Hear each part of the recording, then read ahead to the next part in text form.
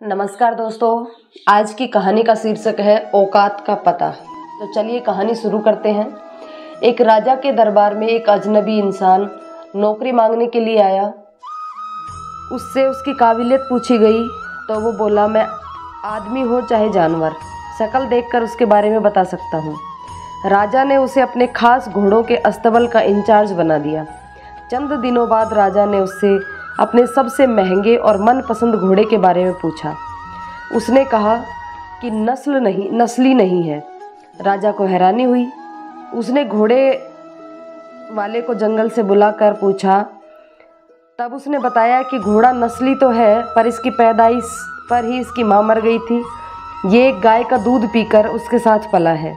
राजा ने अपने नौकर को बुलाया और पूछा, तुमको कैसे पता चला कि घोड़ा नस्ली नहीं है? उसने कहा, जब ये घास खाता है तो गायों की तरह सिर नीचे करके खाता है, जबकि नस्ली घोड़ा घास मुंह में लेकर सिर ऊपर उठा लेता है। राजा उसकी काबिलियत पर खुश हुए। उसने नौकर के घर अनाज, घी, मुर्गे और अंडे बतौर इनाम भिजवा दिए और उसे रानी के महल में तैनात कर दिया। चंद दिनों बाद राजा ने उससे रानी के बारे में राय मांगी।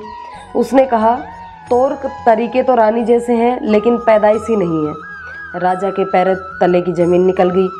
उसने अपनी सास को बुलाया, मामला उसको बताया। सास ने कहा, हकीकत ये है कि आपके पिताजी ने मेरे पति से हमारी बेटी की पैदाइश पर ही रिश्ता मांग लिया था, लेकिन हमारी बेटी 6 माह में ही मर गई थी। लिहाजा हम आपके रजवाड़े से करीबी रखना चाहते थे, इसलिए हमने किसी और की बच्ची को अपनी बेटी बना लिया।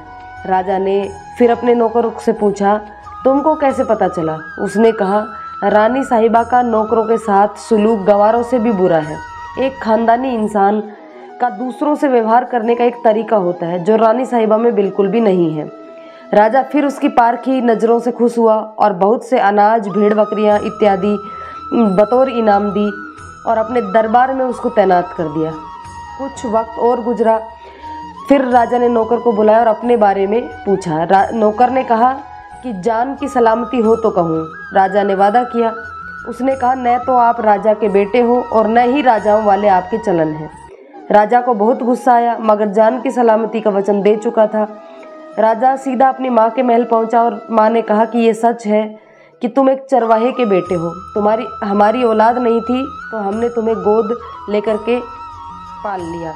राजा ने नौकर को बुलाया और पूछा कि बता, तुझे कैसे पता चला? उसने कहा, जब राजे किसी को इनाम दिया करते हैं तो हीरे, मोती और जवाहरात की शक्ल में देते हैं, लेकिन आप भेड़ बकरियां, खाने पीने की चीज़ें इत्यादि दान करते हैं। ये रवैया किसी राजा का नहीं, किसी चरवाहे के बेटे का हो सकता है। किसी इंसान के पास कितनी धन दौलत, सुख समृद्धि, रुतबा, इल्म, बाहुबल है, ये सब बाहरी दिखावा है।